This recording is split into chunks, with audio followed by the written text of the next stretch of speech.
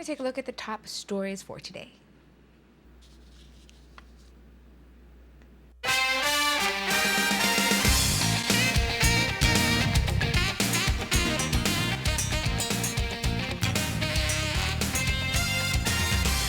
Plans are underway for education officials and school managers to meet and talk about the time lost during the 11-day strike by the teachers. We'll tell you what the Ministry of Education is saying. An SJC graduate has been named the top performer for the CSEC 2016 examinations. We'll tell you about his achievements as well as the name of the junior college graduate to receive the Belize Scholarship 2016. Cabinet ministers have agreed to some changes in the signing of the UN Convention Against Corruption. Businessman Robert Lopez has left the Belize Progressive Party. We'll tell you what led to that decision. The Belize Defense Force and the Louisiana National Guard are celebrating a 20-year friendship in rural Belize. We'll hear from the Commander David Jones on the milestone, and we will also tell you what the latest is on the developments of military tourism in Belize. Also tonight is the Belize Police Department, the only law enforcement agency plagued with reports of sexual harassment. We'll fill you in on what we found out. 11 days of classes were lost when the Belize National Teachers Union led a strike action in the name of good governance. Tonight, however, there is still a stalemate between the BNTU and the ministry, and it all boils down to money. The ministry is saying that the BNTU should use their strike fund to help pay the salaries lost by the teachers, and the BNTU is saying no. A release came out of the Ministry of Education this evening stating, quote, "In light of the stalemate reached with the Belize National Teachers Union BNTU, the Ministry of Education, Youth, Sports and Culture hereby informs that it will be meeting with the managing authorities to discuss plans for making up a significant portion of instructional time lost as a result of the recent strike. Teachers will be compensated for time made up. The Education Rules 2000, Statutory Instrument Number 92 of 2000, sets out the requisite number of days in the school year for preschools, primary and secondary schools, and stipulates what is to be done in cases where a school will not meet such a requirement. Rule 131.3, preschool centers, primary schools, and secondary schools or institutions shall provide no less than 180 school days during a school year. 4. Where a school will not meet the requirement of 180 school days within its regular schedule of school days, then, unless otherwise approved in writing by the Chief Education Officer, special agreement shall be made by such school to fulfill this requirement. Any such arrangement must be approved by the Chief Education Officer." End of quote. Ricky Alegria, who is now enrolled at St. John's Junior College, has been named the most outstanding candidate in the CSEC 2015-2016 examinations. Alegria sat 19 general proficiency subjects in the CSEC exam and received 16 grade 1s, 2 grade 2s, and 1 grade 3. His subjects included biology, chemistry, English, information technology, principles of accounting, among others. He also received first place for music, electronic document preparation, and management, as well as physical education and sports. It is quite an accomplishment for a 17-year-old who still finds time to have a social life with his peers. According to him, it has a lot to do with discipline and setting goals. Last night I received an email from Ms. Gongora, my high school principal, telling me that I'll come in first. And although I had known my results previously in the past months, I was still surprised that I had actually managed to come in first in CXC for Belize. For CSEC, you basically have to manage your own studying schedule because everybody has a different schedule for the way they take CXCs.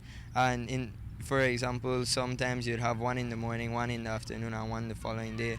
And so you have to be able to be organized enough to know that when you have your CXCs and how it's best for you to plan for those CXCs. I particularly enjoy the sciences, but I felt that I felt that generally I performed relatively well in most subjects. So I just tried to adjust to whatever teacher I had and whatever subject it was, and I just tried my best in whatever I did. The biggest advice I'd have to give is to take the amount of CXCs that you feel comfortable with. I wouldn't say to have anybody pressure them to take more than they feel comfortable with, because really at the end of the day, it's them that's taking the CXC. And whatever amount you feel comfortable with, it's you need to put your best foot forward for those certain subjects. So whatever you do, you have to make sure, even though there will be bumps in the road because CSEC is a rigorous process, you still need to keep motivated so that you do your best in the subjects that you do decide to take. In second place was Irene Giselle Flores of Edward P. York High School. Flores sat 13 general proficiency subjects and got a grade 1 in each of them. In August, the preliminary results for the Caribbean Secondary School Examination, CSEC, were released to the various schools. The final grades were sent in to the various secondary institutions yesterday, along with the results for the CAPE examinations. This is an examination that chooses a student to award the Belize Scholarship to, which has a value of up to $200,000 at a tertiary institution approved by the Ministry of Education. The 2016 recipient of that Belize Scholarship is Jose Guerrero, who recently graduated from St. John's Junior College in Belize City. Guerrero received 5 grade 1s in biology, chemistry, Caribbean studies, and communication studies, and 3 grade 2 in chemistry, Unit 2, and Spanish, Units 1 and 2. 5 students will receive certificates of excellence in the CAPE examination, while the CXC National Committee of Belize will also recognize these top CAPE performers. A formal award ceremony for the outstanding students who sat both the CSEC and CAPE examinations is scheduled to take place on Wednesday, November 23rd at 9 a.m. at the St. Catherine's Academy Auditorium in Belize City. According to a release from the Ministry of Education, the government of Belize provided financial assistance for students to sit up to 6 CSEC examinations, and through this initiative, 3,912 candidates had registered. According to the ministry, this figure shows an increase of over 450 students when compared to last year. The weekly meeting of Belize's cabinet ministers concluded just before midday today, and in that meeting, there were some adjustments made as to how the country will go about with the signing of the United Nations Convention Against Corruption. While the signing of the document will be done to coincide with the International Day Against Corruption on December 9th, the Senate will be ratifying it prior to the signing, which will make the convention effective immediately upon signing. The release notes, quote, "Rather than signing the convention on December 9, 2016, with Senate ratification at a later date to be determined, the Senate will be asked to meet in a special session to formally consider and approve a motion authorizing a session to the UNCAC." End of quote. The United Nations Convention Against Corruption currently has 140 signatories from around the world, and it was first entered into force on December 14, 2005. The UN Convention Against Corruption covers priority areas such as prevention, criminalization, international cooperation, and asset recovery. During their strike, the Belize National Teachers Union made 8 demands. One of those demands was the activation of the Public Accounts Committee. PAC, in a meeting with the union, Prime Minister Dean Barrow had agreed to an expansion of the PAC in order to turn it into a standing committee made up of members from the House of Representatives and the Senate. PAC has always been committed that the area representative for the South, Julius Espat, has been passionate about, and with the decision by the Prime Minister, we asked Espat to comment. We stand firm in what we had proposed, and this was many years ago when I had submitted a motion to the House, in that we needed a restructuring of the PAC, and it had to be done in such a way that it wasn't government that had a super majority overall, so that we could have true investigation. Presently we have 4 members of the government on the PAC and 2 members of the opposition, making us 6 members. The chairman being a member of the opposition, who in this case is myself.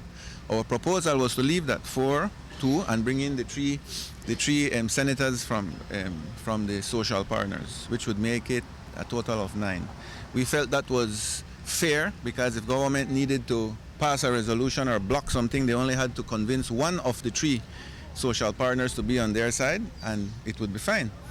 And we felt that if the opposition, any opposition, wanted to convince the social partners, they had to convince all 3. And so you see the logic in it. If the opposition can convince all 3 social partners that an issue is pertinent to Belize, to accountability, to transparency, and it has to be heard, then it means that the entire major section of your society is unhappy, and government has a right to listen. What has happened for too long is that we have ministers sitting on these boards that are designed to be able to police themselves, and that will never happen. It will not happen under this government. It will not happen under a PUP government. It will never happen because you're dealing with politicians trying to protect themselves.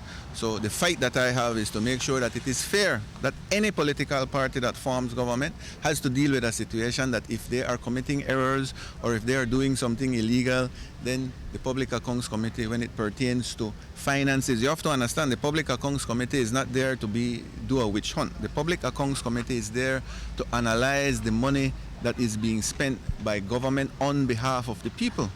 And the only way we can do it if something is tabled to the House, like the Attorney General's report, or something that is tabled in the budget. Espat told Love News that he plans to call a meeting to have the PAC investigate the over $300 million of Petrocaribe. That is something very important for this country to analyze. Where did that money go? How was it spent? Was it value for money? That's the information. We are not here to take anybody to jail. That's not our role. Our role is for the Belizean people to be aware that if their money is being spent properly or not. And so that's why the Public Accounts Committee is important. But we can't have a Public Accounts Committee functioning if the people that you're asking the questions to are the ones that are hiding it. And so I think it's very important. The Chamber originally had agreed to the proposal that I made in the motion. And I think subsequently they had a meeting with Prime Minister and they diluted it. The Prime Minister now wants to increase government representation from 4 to 6 and leave us in a position as 2 and bring in the senators from the social partners, which would make it again ridiculous. You would have 5 people wanting a hearing or wanting an investigation and 6 from government. It goes right back to the reason why they are at the Senate inquiry and the fight that's happening right now. So if government is serious, we welcome the restructuring. We want it, but we want it to be done fairly because we need the work of the people to continue. According to Espat, the PAC looks at finances, and when it comes to the scandals emanating from the Lands Department, there is a possibility that the PAC can look at that. It's a tricky thing because the PAC only looks on financing. So if it gets to the case where government is compensating people, then yes, then the PAC could look at something like that. But just the issue of land hustle, no, the PAC can't deal with that. That has to be done at the level of the Senate. Or if the Attorney General takes it up, the Auditor General takes it up and makes a report, then the PAC has the authority to look at it. In this case where it was financing being disbursed by illicit means, then yes, the PAC would have. But if the PAC can't even look at anything, then you see where the problem lies. A couple $100,000 is significant compared to $375 million that was blown away in Petrocaribe money. And so that's where you need to get. We Belizeans tend to just want to trim the branches and the leaves. We need to get to the root of the problem and we need to root it out. Because people are saying, well, PUP do the same, UDP do the same, yes. But when will we decide to stop it? When will we decide to put in systems in place to not allow politicians to abuse the people's money? That's where we are. And people are saying, but boss, you only say that right now because we don't want to get in a government. No, what we are saying is have this government that has 4 years more do the right thing. Let them put in all the reforms that are necessary. It will be good for them too. And it will be good for Belize. And when the PUP gets in, then they have a system to deal with that is making sure and forces them to be accountable to the people. That is what we really want. We don't want to wait 4 years from now so that we get in and then we go through a fight internally to be able to do it. The people want it now, they don't want it tomorrow. The Public Accounts Committee is a body tasked to keep an eye on government spending and investments and ensuring that the checks and balances are all in place. But as far back as 2013, there have been problems in having a functional Public Accounts Committee. The treasurer of the Belize Progressive Party, the BPP, Robert Lopez, announced today via a press release that he is leaving the ranks of that party. We attempted to contact him this afternoon, but all he would tell us via a text message was that he was heading out of the country and that we could quote his email verbatim. That email stated, quote, "On October 26, 2016, I informed the executive of the Belize Progressive Party, BPP, of my resignation as treasurer and member of the party. This decision became necessary due to a significant difference in our views about the modus operandi of the BPP that is not consistent with my core principles of inclusiveness and expediency in the face of clear and present dangers facing our country politically, socially, and economically. I remain unconditionally committed to a better Belize in which all Belizeans, in particular our youth, can realize their full potential. I will continue the fight against injustice and corruption so that our children and future generations will not have to be held hostage by corrupt leaders in a system of graft and dependency. I will work incessantly to achieve these good governance goals and ask all well-meaning Belizeans to do the same so that we can all prosper in an environment that enables everyone to realize their life's dreams. End of quote. Lopez is a businessman and had boasted on several occasions of having injected thousands of dollars from his personal account into the party. His resignation comes almost 2 months after that of Jose Luis Espat, UC, who had told Love News that he was seeking legal recourse against them. 8 members of the Louisiana National Guard are in Belize celebrating the unit's 20-year-old friendship with the Belize Defense Force. An official ceremony took place at Price Barracks this evening, followed by a reception currently underway. An event is slated to take place at Price Barracks in Ladyville Police District this evening as a part of the celebrations, as explained by BDF Commander Brigadier General David Jones. They're visiting us because this is the 20th anniversary that the Belize Defense Force has established a relationship with the Louisiana Army National Guard. It started off as a formal relationship where we had engagement to look at discussions and how we can partner with each other to have cross-training and opportunities for BDF officers and soldiers to go to Louisiana to do officer training for the volunteer element of the Belize Defense Force. This program started in 1996, and so in 2016 now we've reached the 20-year mark. And we've decided that we need to do something special to commemorate it. So they're here with us to join in a parade, and we are going to have a parade at 4 o'clock this evening at Price Barracks. Members of the public are invited, and also the media, to celebrate the 20th anniversary of us working together as a close partner, which has matured to the point where we're very integrated with each other. The highlight of our relationship was in Haiti. When Haiti was struck by the earthquake, we deployed with members of the Louisiana National Guard to do reconstruction in Haiti.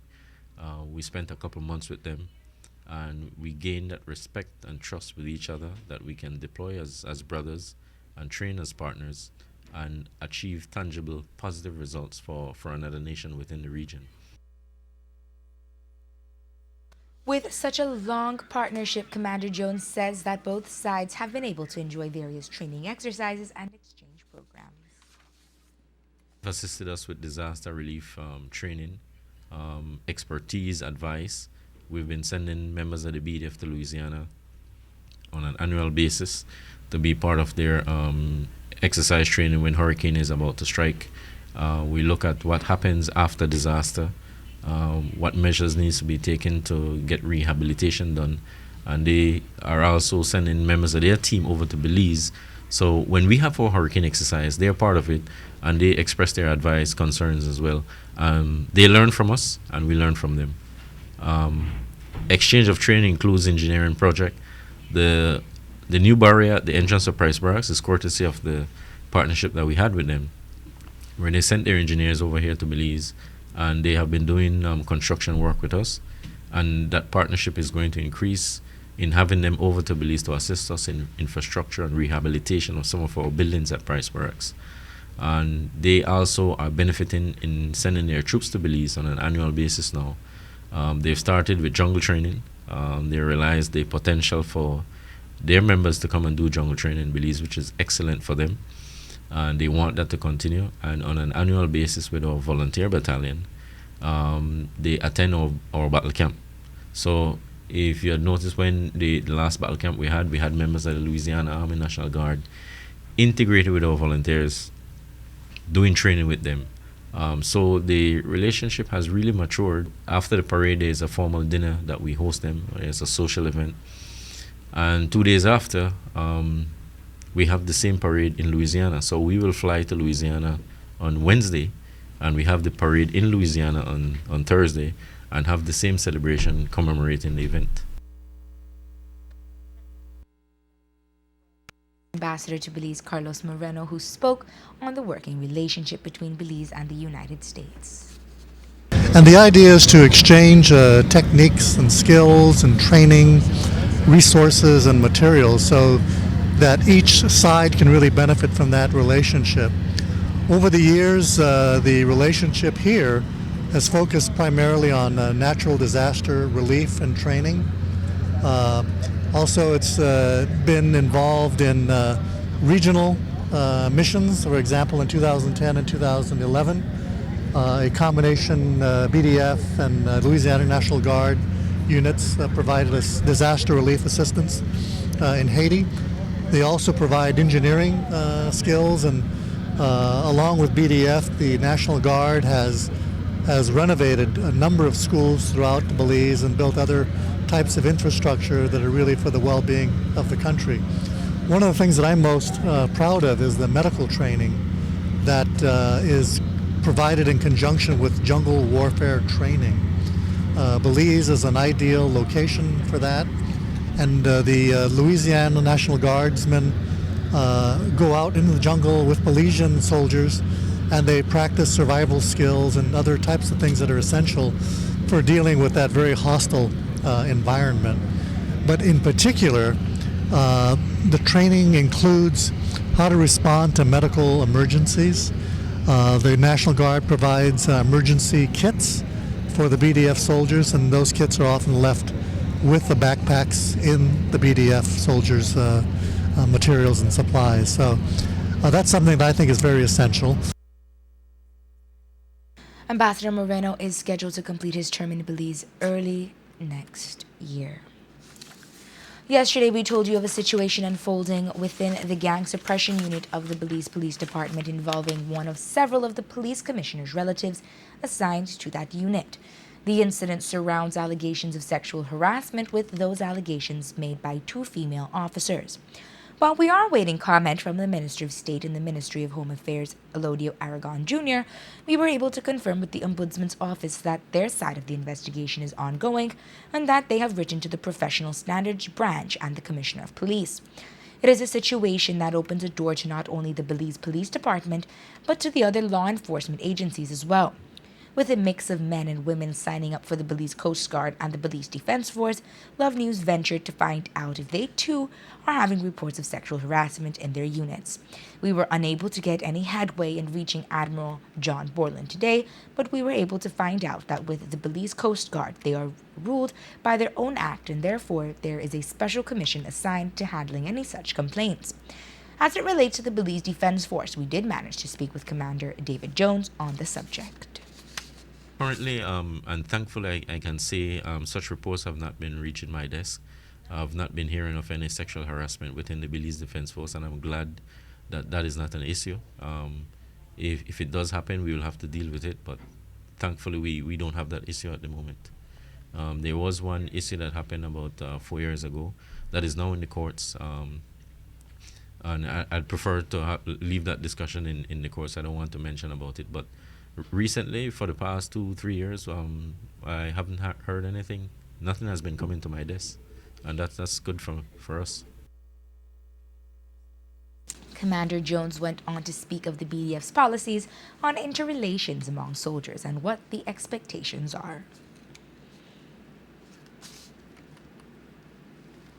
We have a standing orders that addresses sexual harassment and addresses too much familiarity in regards to sexual relations with members of the force. Members of the force can have relationship with each other as long as it doesn't interfere with the professional outcome of what is expected of them. So we can have male and female soldiers in relationship. They can marry each other. We've got officers, male and female, who are married to each other at the moment. We've got soldiers who are married to each other. But as long as it doesn't interfere with the professional relationship, it's not a problem.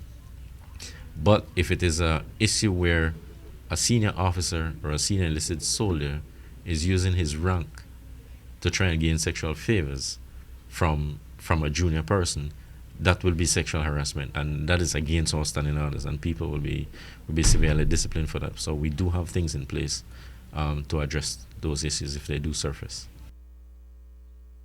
Regarding the allegations, we were reliably informed that the 2 female officers were called in yesterday to the Professional Standards Branch. There hasn't been much coming out of the SARSTUN as it relates to the relationship between the Belize Defense Force and the Guatemalan Armed Forces. At one point, things had gotten quite hostile, and the meetings among officials from both sides were constant. In an effort to get an update on how things are progressing in southern Belize, we asked BDF Commander Brigadier General David Jones for an update. The relationship with the Guatemalan armed forces is still going fine. We had a joint meeting that we didn't discuss much about, and it wasn't a function where the media was invited to see. It was myself, General Perez from the Commander for the Guatemalan Armed Forces, and Admiral Tidd, the Commander for U.S. Southcom, were at a meeting in Caracol just over a month or so ago, where we discussed the issue of what's happening in SARSTUN and what's happening along our border with Guatemala in particular. We reiterated our cooperation with each other to ensure that there's continued peace and stability between our countries. We also honed in the fact that there is a need for a signed protocol of what is expected to happen in the SARSTUN, because there's always the volatility and the potential for something volatile to occur in the area of the SARSTUN, because sometimes orders are passed on, and especially if you have a huge military like the Guatemalan forces, which is much larger than the Belize Defense Force, when orders are passed on, some people interpret it differently, and things can quickly escalate out of control or out of what direction has been passed. So we insist that there is need for a written protocol to be in place, but essentially it's up to our policymakers and our politicians to agree to get something in writing. If it was from the military perspective, it would have been fine, because myself and General Perez, who is the commander of the Guatemalan Armed Forces, are on the same page. We want the same thing. We want peace and stability in the region, because as a soldier, we understand it's better to talk than to shoot at each other. So we're ensuring that the discussion is happening, because if that breaks down, then you start shooting at each other. That's not what you want. You have to think about what's next. The consequences may not be what you would expect or what you would appreciate if the discussions break down. So we're still having frank and open discussion, and Admiral Tidd is there as an sort of observer, listening, and to follow the process, to see that we follow through with what we've agreed on, to ensure that we have this protocol. So he has a watchful eye on what's happening, because the U.S. Army is very much interested in what's happening. They absolutely would not like to see any conflict happen in this region, and they absolutely would not like to see Belize and Guatemala get into a conflict. So it's in their interest to monitor the situation. Representatives from the Ministry of Education undertook a workshop on restorative practices for educators. With the rise in criminal activities among youth plaguing our society, this is a proactive approach to explore methods to help young people cope with difficulties that lead them into crime. Facilitator Ron Cameron, a trainer with International Institute for Restorative Practices in Canada, explains how restorative practices can help. Essentially, this workshop is about building community and strengthening relationships amongst people by going over some concepts that help reinforce the notion of respect between one another. In building relationships, one of the things we talked about today is how that when we work together, work with one another in a respectful way, we can accomplish more in building relationships. Because when we work together, I'm not telling you what to do. I'm talking to you, so I'm working with you in a firm and a fair way. So I'm going to treat you in a respectful and firm way. I'm going to hold you accountable for what you've done. But at the same time, I'm going to provide the support to you to make sure or to ensure your success. So this notion of being firm and fair and holding people accountable is a way that we build stronger communities. The other thing is that a lot of today was learning how to use restorative language. For example, we don't use the why word. If you've done something wrong, I don't say, why did you do it? I would say to you, help me understand what has just happened here. And so by asking that kind of question, I'm not arousing your defensiveness. And most importantly, I'm not judging you. I'm going to hold you accountable, but I'm not going to judge you as a good or a bad person. The workshop reform project which promotes improved access to justice in the Caribbean. The project is studied at the University of the West Indies at the Cave Hill campus in Barbados and has been in development for 3 years. It is funded by the government of Canada. The balance between economic and sustainable development in the tourism industry is a precarious one for a country like Belize that is in urgent need of economic activity but depends on its natural resources to prosper that industry. Recently, a project that promised future economic activity, seismic testing, was met with opposition by various pockets of the society. Minister of Tourism Manuel Heredia took the objections to Cabinet, and a decision to have it suspended was made. Over the weekend, the media got the personal views of the minister on the subject matter. I personally believe that we're supposed to know what we have in our country, what is there underneath, what we have above and all around. The second part of that in November should have been more of a sonar study where we would have been able to know what kind of species we have on the sea, what kind of different marine lives is underneath over there, not beneath the ground, but underneath the ocean. And the boat, I must say that it will not be back again because it's very expensive. It costs about 60,000 US a day. And it was not being paid by Belize, but by a company that was doing this survey from the Gulf of Mexico all the way to Belize. And but again, we decided that all the World Heritage sites and the protected areas, we will legislate to have that completely banning any type of offshore drilling.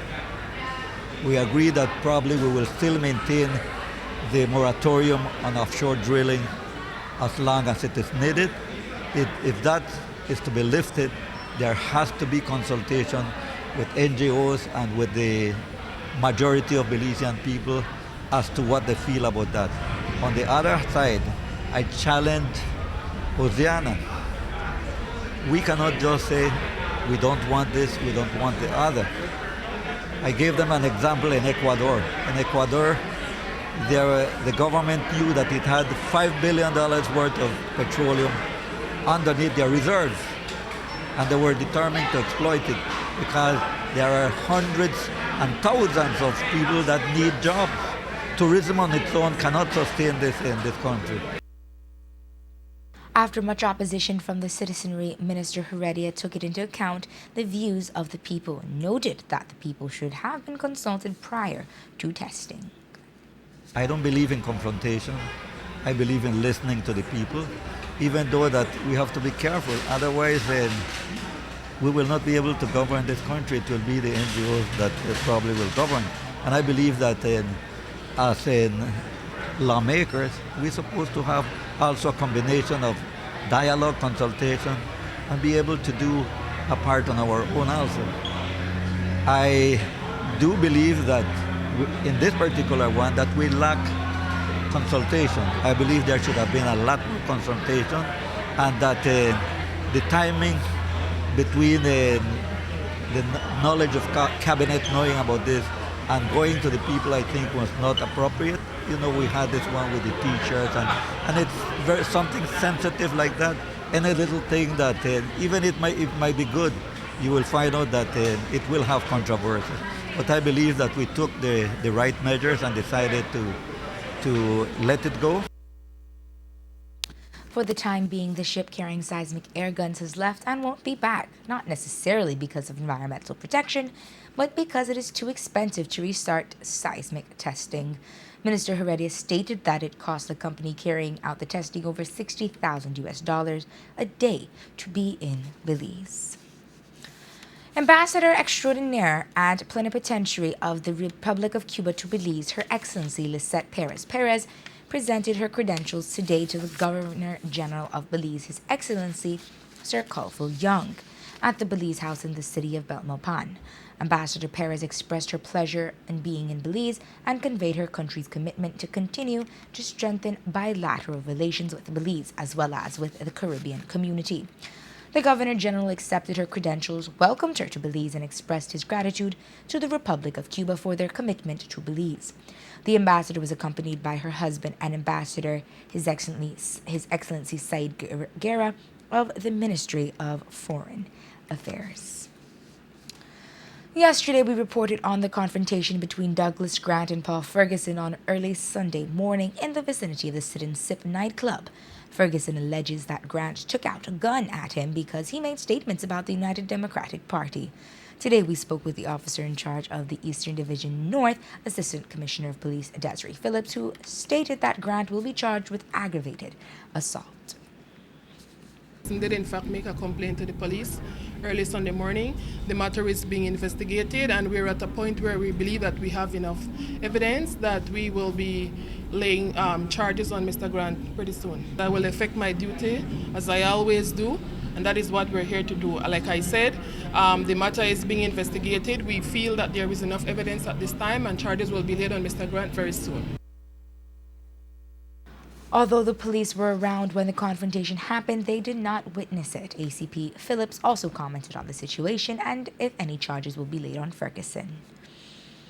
The investigation, this incident did not occur in plain view of the officers.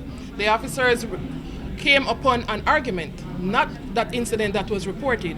So the officers used their own discretion and decided how the matter would have been dealt with by them. But like I said, a formal complaint was thereafter lodged, and that's what we're investigating. They were assigned to patrol the entire 4th Street area, and they came across a confrontation, an argument between two persons. Well, I cannot comment at this point in time that any charges will be laid upon him. I know that the police officer had, one of them had brought him into custody for the purpose of him being disrespectful and being disorderly out there.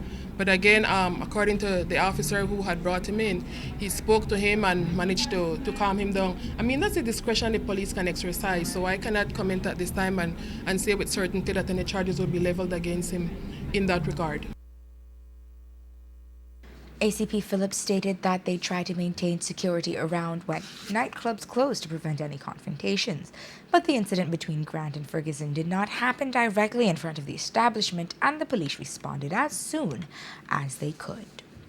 Eagles Nest International Church was burglarized. Pastor Howell Longworth told police the church was broken into sometime between Sunday afternoon and Monday evening.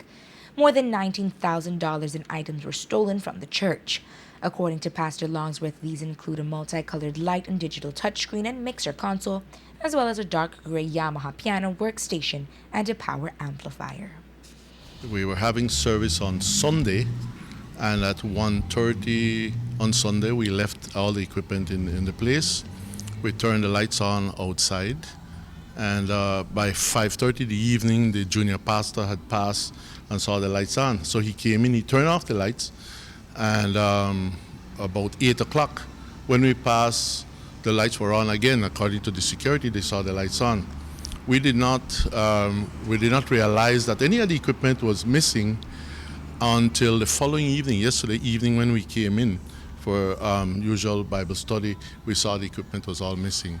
We understand from the neighborhood that there was some activity about in the evening, early on in the evening, and that they saw a vehicle loading up some equipment in front of the church.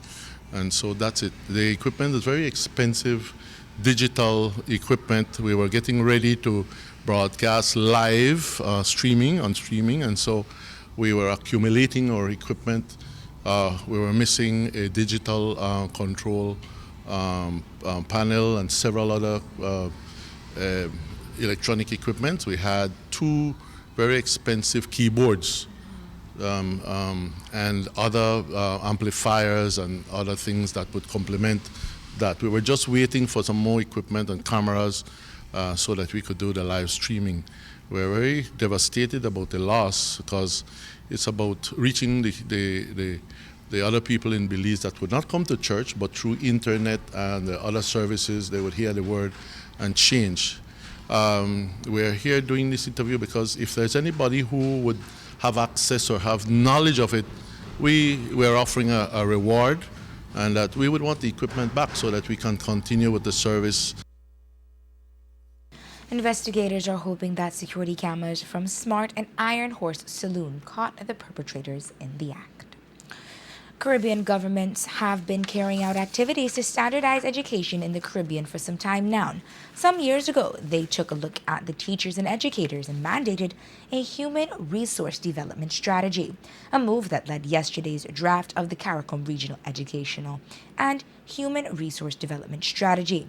David Leacock, Chief Executive Officer for the Ministry of Education, Youth, Sports and Culture, stated that Belize is ahead of the curve when it comes to educational development. Our opportunity to make our input into the draft, to comment on it and give feedback.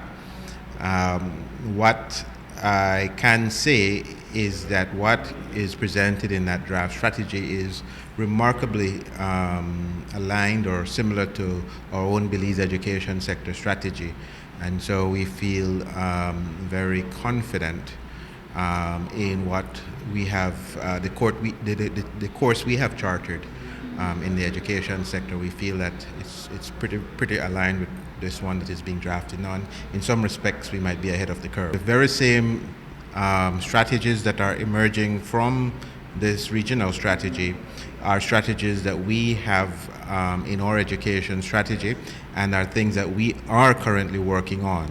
So by the time this strategy is accepted, we will be well on our way to addressing some of the very same things that the region says are important to address in the education and training sector. The draft will be completed by 2030 and the strategies adopted will be implemented then. Zebedee Peterson was a well-known man in Belize City's South Side. He was known for his kind heart, and it was evident through his works in running the Feed My Sheep kitchen, which offered food for children who needed it. Today, the Adventist community reopened that kitchen in his memory to carry on the work, which they termed as divine. Angelo Dominguez, pastor of the Seventh-day Adventist Church, spoke with us this morning and stated that apart from the food, they are looking to extend their services in a more holistic manner.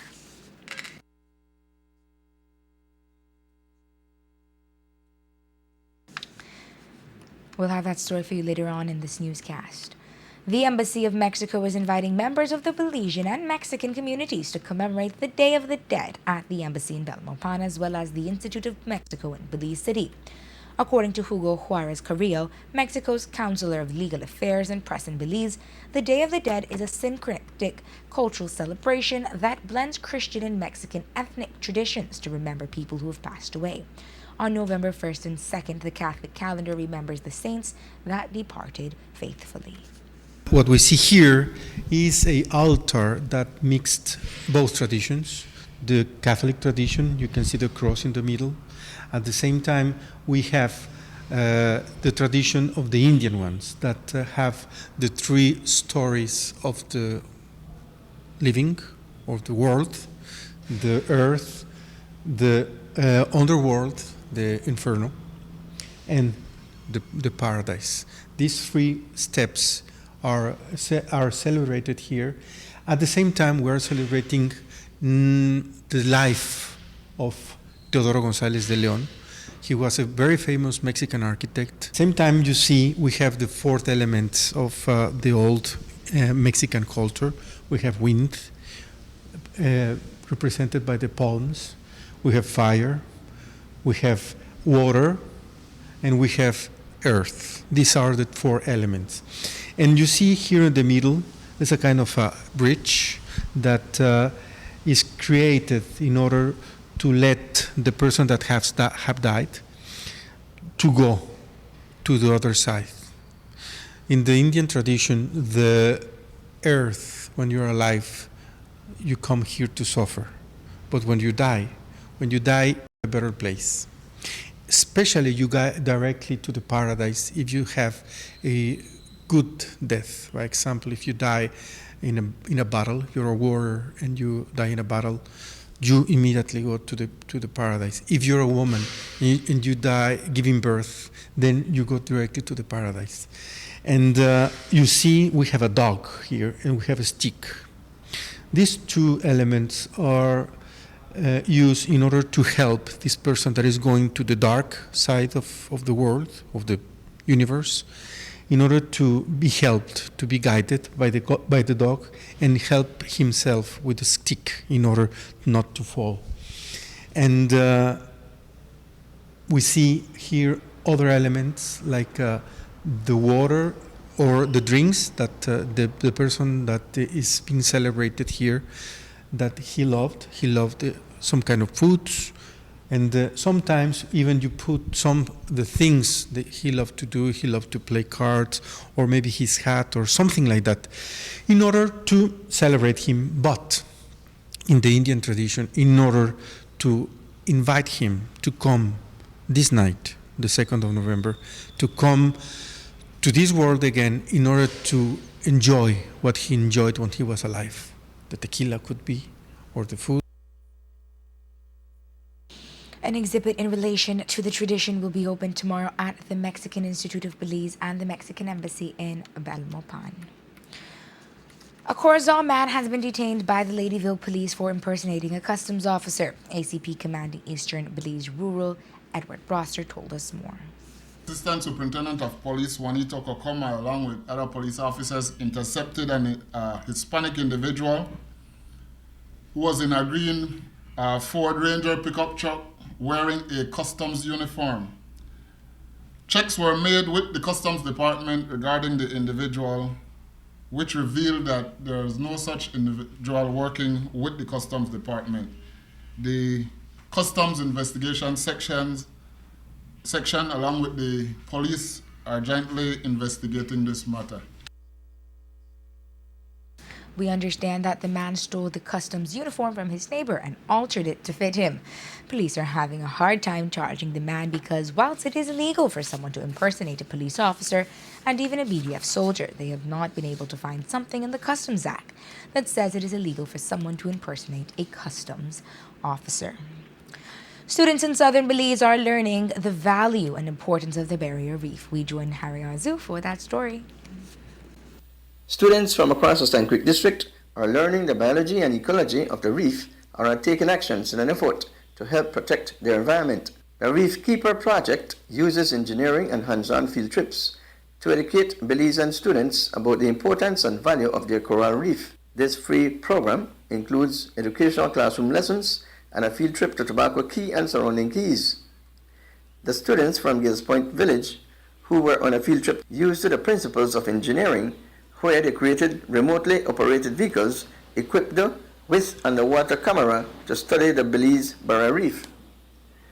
Lisa McCalkey, who is a marine biologist, is facilitating the project along with tour guide Dylan Isigiri. Many Belizean students have never had an opportunity to come out and visit the keys and see the reefs, mangroves, and seagrass firsthand.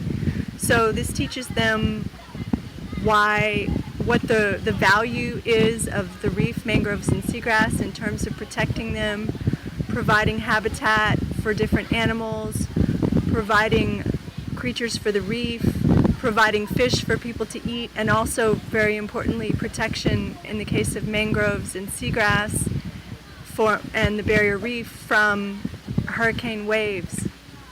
What are some of the schools you've been working with? So far this year, I've worked with DeLisle and Ecumenical and Gales Point, and I'm going to be working with City River and Hopkins, and then the project will continue to inland schools in the Cayo district. I help talk about some of the important topics such as the mangrove preservation, that we so desperately need in this part of the country because of our little island called Manawar Key. It's a small key and it's one of the only two reserves that are in Belize right now, and unfortunately this island is getting smaller and smaller every year due to erosion and also dredging. Reporting for Love News from Dangriga, I'm Harry Aizu. An urban bird walk took place in the Toledo district recently. Paul Mahon reports. Coordinator of Saturday morning urban bird walk and count in Punta Gorda was program coordinator for Belize Raptor Research Institute, Victor Bonilla. This urban bird walk was organized by Belize Audubon Society and it started in 2009. They saw the importance of gathering data of migrant birds coming into the country and as well, transiant birds that just pass through, and go farther down South America. So in 2013, Then Belize Audubon Society found out that a lot of the birders, in the country of Belize were interested, so they started to attend the Urban Boardwalk. So now, today's date, the Urban Boardwalk have become really famous thanks to Belize Audubon Society, and this Urban Boardwalk take place in 13 areas of the country of, Belize itself. And as well, they gather data, and as well this data is used for scientific research as well. We saw spot-breasted oriole. We got house sparrows, which are common in the Punta Gorda tongue. We have like great egret, great blue heron, brown pelicans, and many other birds that we saw on the Urban Birdwalk. Victor Bonnier was pleased with the participation of the group of birders who not only enjoyed the lovely morning weather, but were also motivated with spotting several rare species and other common types of birds found in urban environment. This report is sponsored by Golden Stream Spice Farm, which produces and offers high quality and locally produced spices, including genuine Malabar black pepper. Contact phone number 670-1338. Reporting for Love News, Paul Mahone, Punta Gorda. Our thought conditioner for today reads, quote, "You can't just give up on someone because the situation is not ideal. Great relationships aren't great because they have no problems. They're great because both people care enough about the person to find a way to make it work." End of quote. And with that, we conclude tonight's newscast. Be sure to log on to our website at www.lovefm.com for transcripts of our news stories. We thank you for joining us. Have a safe and enjoyable evening. We'll be back here at the same time tomorrow. I am Taryn Butcher.